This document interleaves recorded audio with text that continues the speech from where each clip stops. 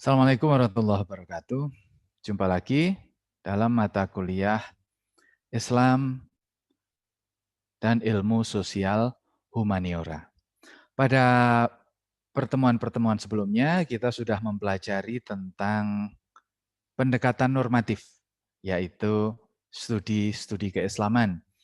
Ada ilmu tauhid, ya,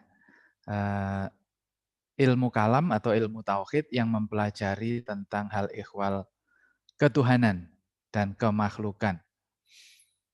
Lalu ada ilmu fikih yang mempelajari tentang syariah. Yang paling umum kita bicara tentang hukum dari perilaku atau perbuatan. Ada wajib, ada sunnah, ada mubah, ada makruh, ada haram. Lalu yang terakhir ada tasawuf, yaitu pengetahuan yang berfokus bagaimana mensucikan jiwa. Ya, itu adalah sisi dari perspektif normatif. Mulai pertemuan kali ini kita akan berbicara atau mendiskusikan tentang perspektif historis. Nantinya ada 3 pendekatan perspektif historis, yaitu kita fokus pada ilmu sosial, ada ilmu sosial deskriptif, ada ilmu sosial interpretatif, ada ilmu sosial kritis. Ya, kita akan bahas satu persatu. Kita awali dengan yang pertama, yaitu ilmu sosial deskriptif. Apa itu ilmu sosial deskriptif?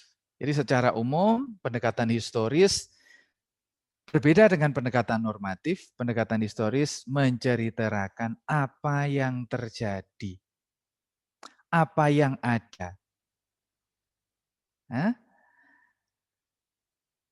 Pengertian deskriptif adalah menceritakan sesuai dengan apa yang bisa diamati.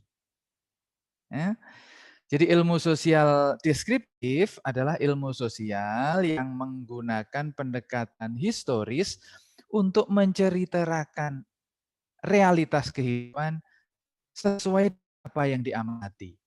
Ya, ini terlihat gampang, tapi sebenarnya ya tidak gampang-gampang amat, artinya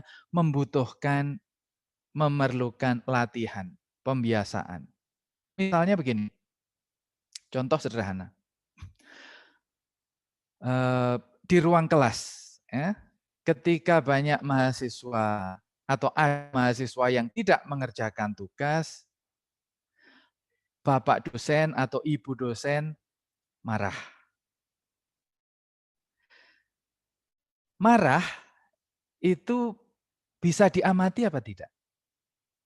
Jadi kalau kita menceritakan menggunakan perspektif ilmu sosial empiris, marah itu termasuk yang bisa diamati atau tidak? Sekilas kita akan mengatakan marah itu bisa diamati. Tapi sebenarnya dari kacamata ilmu sosial deskriptif, istilah marah tadi itu bukan deskripsi. Tidak menceritakan apa yang diamati, tapi menafsirkan apa yang diamati. Ya, kalau menceritakan itu bukan marah, tetapi ketika ada sejumlah mahasiswa tidak mengerjakan tugas, bapak atau ibu dosen wajahnya memerah. Lalu berbicara dengan nada tinggi, dengan volume suara yang lebih keras. Nah, itu adalah apa yang bisa diamati. Kemudian kita menafsirkan, ketika Pak dosen atau Ibu dosen berbicara dengan nada tinggi, dengan wajah memerah, lalu dengan volume yang lebih keras, kita memahami itu sebagai marah. Tetapi marah itu sendiri adalah atau pengamatan kita terhadap kemarahan itu bukan menceritakan apa yang diamati, tetapi tafsir kita. Ya. Karena nanti dari tempat ke tempat lain, marah itu berbeda-beda. Ada orang yang marah dengan suara keras, tapi ada juga orang yang tradisi di mana marah itu tidak harus bersuara keras.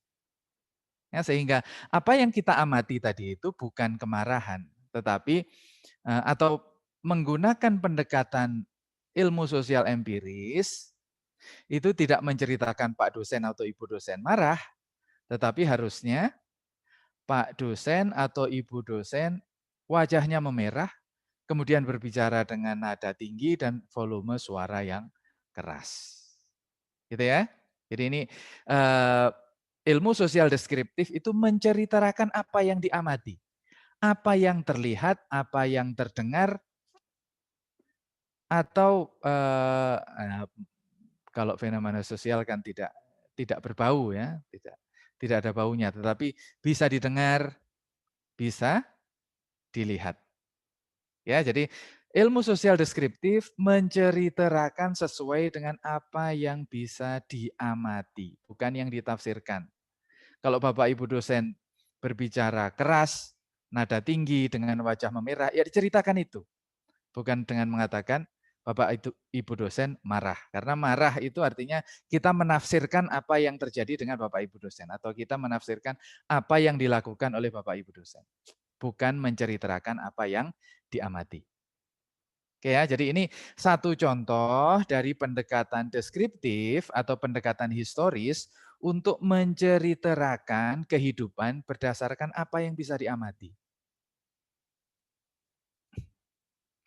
Lalu hasil pengamatan atau apa yang bisa diamati tadi itu disebut dengan data.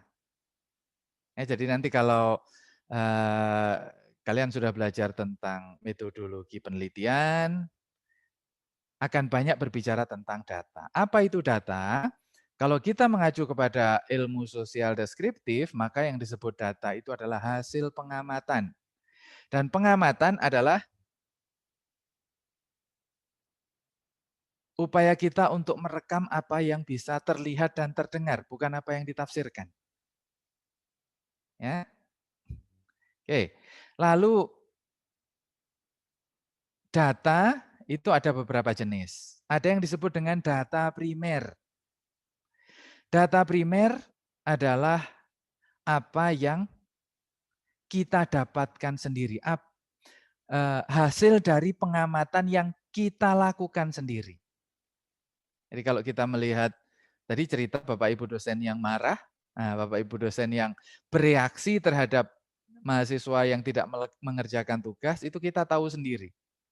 Lalu kita menyampaikan apa yang kita dengar, apa yang kita saksikan. Itu artinya informasinya itu primer, datanya itu primer.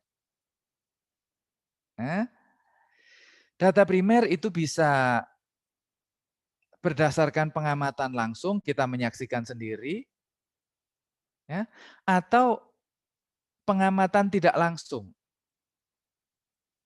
Kita bertanya pada orang yang menyaksikan. Ya, artinya kita masih sama-sama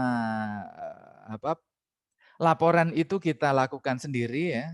Ada Bapak Ibu dosen yang bereaksi terhadap mahasiswa tadi itu, yang satu kita datang sendiri, yang ya kita menyaksikan sendiri, ya. Atau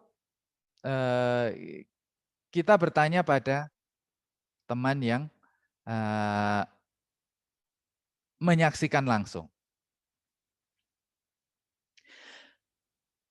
Lalu selain data primer ada data sekunder. Apa itu data sekunder?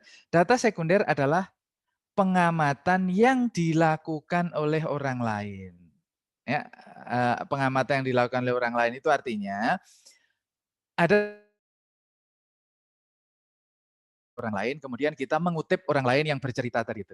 Ini sedikit berbeda dengan pengamatan tidak langsung. Ya, kalau pengamatan tidak langsung itu kita bisa mendengar cerita orang yang ada di situ, kemudian kita bisa mungkin kalau ada CCTV ya kita mengamati tapi dengan alat.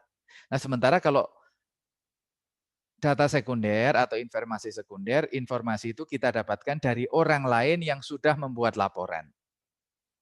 Ya, apakah dia mengamati sendiri atau dia mendapatkan dari orang lain itu nanti detailnya. Tetapi kalau sudah ada orang yang membuat laporan, membuat cerita, lalu kita mengutip orang lain tersebut, maka itu adalah data sekunder. Ya?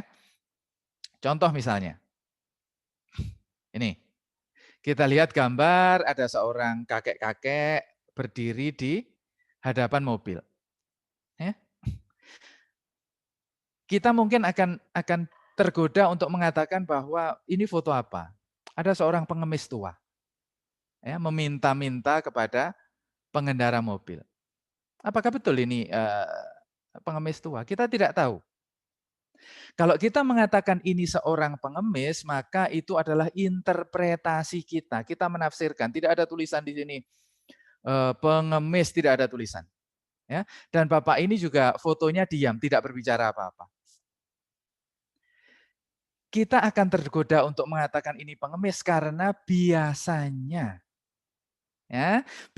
yang kita saksikan di jalan kalau ada orang mengacungkan tangan, ya, mengacungkan tangan ke dalam mobil, ya, maka biasanya kalau tidak pengamen, pengemis. Ya, sehingga yang kita sampaikan tadi itu kalau kita mengatakan ini pengemis itu bukan pengamatan tetapi adalah ingatan kita kepada apa yang biasanya kita saksikan. Nah, gitu ya. Jadi kalau pendekatan ilmu sosial deskriptif itu hanya menceritakan, benar-benar menceritakan. Ada seorang laki-laki tua, usianya sekitar pertengahan 50 sampai pertengahan 60-an, mengenakan kaos putih lengan pendek, celana panjang warna coklat, menggunakan backpack warna hitam, topi berwarna apa ini? Lavender, ya, ungu, lalu menjinjing kotak berwarna merah dan mengacungkan tangan kepada pengendara mobil. Itu yang bisa kita amati. Lebih dari itu tafsir namanya, bukan pengamatan. Karena kita tidak tahu apakah ini adalah pengemis, bisa jadi ini pengemis. Tetapi bisa juga ini adalah penjual yang sudah menjual sesuatu yang dia dapatkan, yang dia simpan di kotak ini, kemudian dia menunggu pembayaran, menunggu uang yang akan dibayarkan oleh pembeli yang kebetulan naik mobil. Bahkan bisa jadi juga ini sebenarnya adalah awalnya penumpang yang ikut di sini, saudaranya dari yang naik mobil ini, kemudian turun di tengah jalan, tetapi ketika sudah berjalan dipanggil oleh yang di dalam mobil. Kayak ada yang ketinggalan. Nah, kakeknya ini balik lagi ke mobil, kemudian mengambil barang yang tertinggal. Itu bisa jadi, semuanya bisa jadi. Kita katakan ini pengemis bisa jadi. Kita katakan ini pengamen bisa jadi. Kita katakan pencari sumbangan untuk kotak masjid bisa jadi. Ya. Tetapi semua itu adalah tafsir, adalah interpretasi dan bukan pengamatan. Kalau kita menggunakan pendekatan ilmu sosial deskriptif, pengamatan murni, ya, maka yang bisa kita katakan adalah ada seorang laki-laki tua dengan pakaian tertentu mengacungkan tangan ke arah mobil. Titik.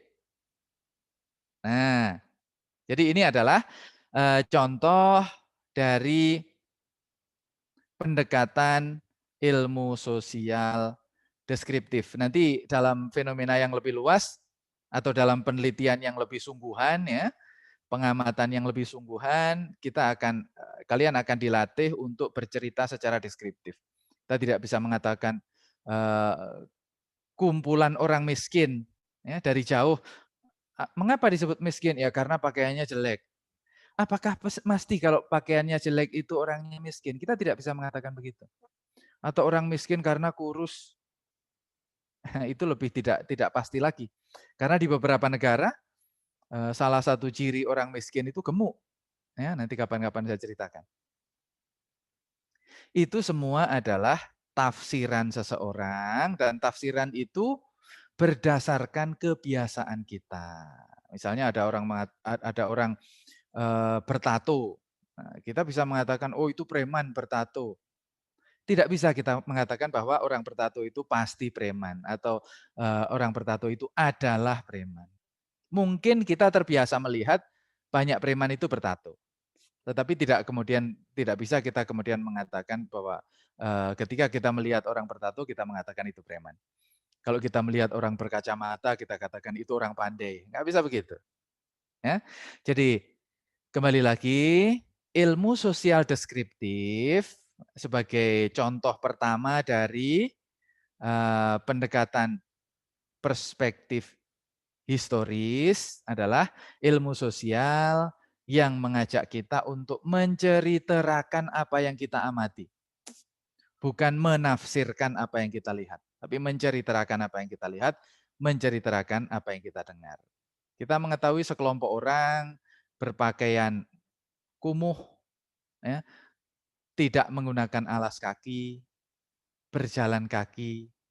Ya, itu yang bisa kita amati. Kita tidak bisa mengatakan kita melihat sekelompok orang miskin, sekelompok pengemis. Nah, itu kebiasaan kita. Nah, itu nanti karena apa? Karena pendekatan deskriptif ini benar-benar mengikuti pendekatan ilmiah yang paling ketat yang disebut sebagai pendekatan positivisme. Nah, nanti kalau kalian belajar waktu ketemu dengan mata kuliah filsafat ilmu atau metodologi penelitian nanti akan berjumpa dengan penjelasan itu.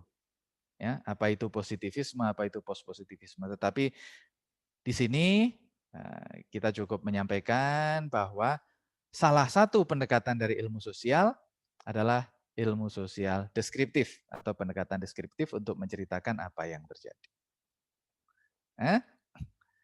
Nah, oke, kita hapus.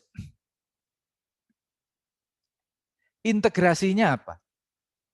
Dengan ilmu yang sebelumnya kita pelajari, pendekatan normatif yang kita pelajari. Ya. Kita bisa mulai melihat atau mulai menggunakan pendekatan integrasi, ya, memadukan antara ilmu empiris dengan ilmu normatif, ya. Misalnya, ketika kita menceritakan tadi itu, nanti ketika kita menceritakan ya fenomena bapak-bapak atau kakek-kakek yang tadi itu, kita harus tetap menggunakan pendekatan tauhid. Ya, artinya nilai-nilai tauhid itu harus kita kenakan supaya kita tidak kehilangan arah, ya, tidak kehilangan identitas sebagai ilmuwan sosial, tetapi juga sebagai seorang Muslim. Misalnya nilai-nilai tauhid itu apa yang bisa kita terapkan ketika kita melakukan pengamatan?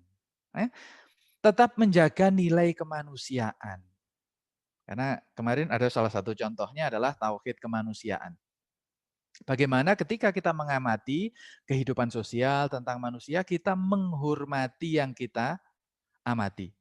Kita tidak menonjolkan hal-hal yang bisa mengurangi nilai kemanusiaan dari orang atau masyarakat atau kelompok yang kita amati.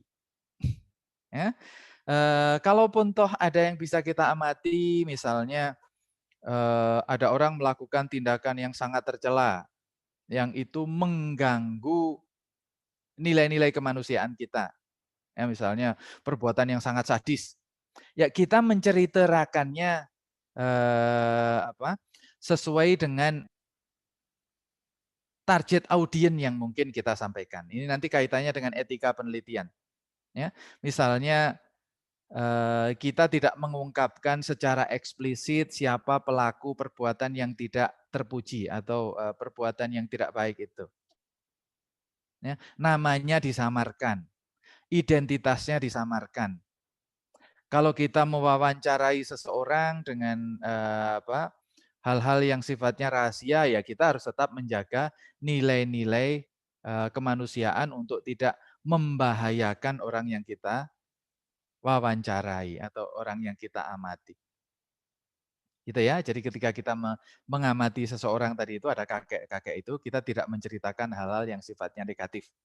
Atau kita membatasi jangan sampai upaya untuk menceritakan itu membawa kepada akibat orang menjadi berpandangan rendah kepada orang yang kita ceritakan. Ya, misalnya ada seorang kakek-kakek kurang gizi sedang mengacungkan tangan, atau ada kakek-kakek yang badannya kurus seperti kurang gizi. Ya meskipun kita mengatakan seperti kurang gizi, artinya kita tidak pasti mengatakan bahwa itu pasti kurang gizi, tidak. Tetapi dengan membawa istilah kurang gizi tadi itu, kita sudah merendahkan orang yang kita amati. Ya, oleh karena itu nilai tauhid ini akan membimbing kita untuk ketika melakukan pengamatan, kita tetap menjaga nilai-nilai kemanusiaan. Nah, demikian juga ketika kita melakukan observasi, kita harus tetap mengingat ada nilai-nilai fikih, nilai-nilai syariah, yaitu mengajarkan kita untuk tetap menggunakan cara-cara yang benar. Ya, tidak kemudian mengamati seseorang dengan melompat pagar orang lain, ya, atau mengambil rekaman CCTV tanpa izin orang yang memiliki, ya, itu adalah cara yang tidak benar meskipun dengan cara itu kita akan mendapatkan data dan informasi yang baik, tetapi tidak dilakukan dengan cara yang melanggar kaidah-kaidah syariah. Ya, dan yang terakhir nilai-nilai tasawuf mengajarkan kita kepada apapun yang kita lakukan itu upayanya adalah membangun kearifan, meluaskan wawasan supaya jiwa kita lebih jernih, kita lebih lebih takwa, lebih lebih rendah diri, akhlak kita lebih baik, wawasan kita menjadi lebih baik. Nah, sehingga ketika kita melakukan pengamatan itu kita coba memasukkan apa yang kita amati itu ke dalam wawasan kita, ke dalam kesadaran kita sehingga ketika kita melakukan penelitian, ketika kita melakukan pengamatan, itu kita menjadi lebih baik. Itu ya intinya, dampak dari atau manfaat dari kita memegang nilai-nilai tasawuf. Ya, sehingga ketika kita melakukan pengamatan, observasi yang sifatnya objektif, deskriptif tadi itu, tidak menafsirkan tetapi benar-benar menceritakan apa yang bisa kita lihat, apa yang bisa kita dengar, kita tetap berpegang pada nilai-nilai tauhid, ya, nilai-nilai syariah dan nilai-nilai tasawuf. Ini adalah bagian dari upaya melakukan integrasi terhadap pendekatan normatif, ya ini ada normativitas ketika kita melakukan pendekatan yang sifatnya historis. Begitu ya. Mudah-mudahan mudah-mudahan bisa difahami. Kita akan ketemu lagi pada pertemuan berikutnya untuk membahas pendekatan historis yang selanjutnya. Terima kasih. Assalamualaikum warahmatullahi wabarakatuh.